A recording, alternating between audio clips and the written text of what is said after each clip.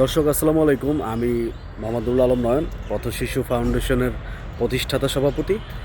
আপনারা জানেন যে ঈশ্বরদীর একটি ছেলে নাম সাগর, সে কবরস্থানে গিয়ে তার মা বাবার কবরের সামনে গিয়ে খাবারের জন্য কান্নাকাটি করেছিল। সেই সাগরকে ইতিমধ্যে পথ শিশু ফাউন্ডেশনের পক্ষ থেকে খাবারের ব্যবস্থা করা হয়েছে। একটি দোকান করে দেওয়া হয়েছে, যে দোকানের আয়ের উৎস থেকে সাগর মূলত খাওয়া দাওয়া করবে।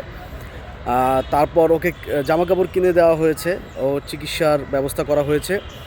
ঈশ্বরদী উপজেলা প্রশাসনের উদ্যোগে উপজেলা প্রশাসনের পক্ষ থেকে নতুন একটি ঘর তৈরি করে দেওয়া হয়েছে।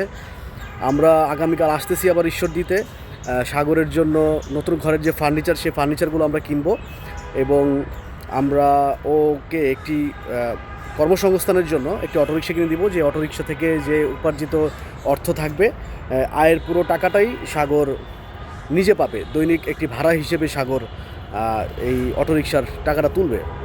আর তার পরিবারের সাথে আমরা কথা বলেছি, আত্মীয় স্বজনের সাথে কথা বলেছি, যদি সম্ভব হয় ওর একটু যত্ন নেওয়ার জন্য, যদি ওকে মেয়েও দেখানো যায়, যে বিয়ের জন্য একটি মেয়ে দেখবেন আপনারা, দেখে যদি সেখানে ওকে বিয়ের ব্যবস্থা করা যায়, সেই দায়িত্বটাও পথ শিশু ফাউন্ডেশন থেকে নিবে। কারণ দেখা গেল যে তাকে আমরা উপজেলা প্রশাসন থেকে নতুন ঘর দিল, আমরা ফার্নিচার দিলাম, অটোরিকশা দিলাম, খাবারের জায়গা করে দিলাম, কিন্তু আসলে তাকে যত্ন নেওয়ার মানুষ নেই।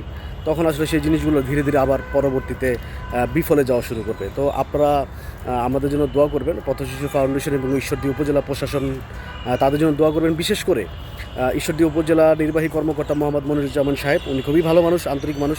উনি সব কিছুই এই পর্যন্ত সাগরের সব কিছু দেখাশোনা করেছেন এবং সাগরের জন্য যা যা করণীয় সেগুলি উনি আমাদের সাথে সমন্বয় করে উনি করেছেন। তো ওনারা নতুন ঘর উদ্বোধন করবে, আমরা আগামীকাল আসতেছি অটো রিক্সা এবং ফার্নিচার দিতে। আমাদের জন্য দোয়া করবেন, পথ শিশু ফাউন্ডেশনের জন্য দোয়া করবেন এবং দোয়া করবেন সাগরের জন্য, যেন এরকম সাগর এবং পথ শিশু ছিন্নমূল মানুষের পাশে পথ শিশু ফাউন্ডেশন থাকতে পারে। আসসালামু আলাইকুম।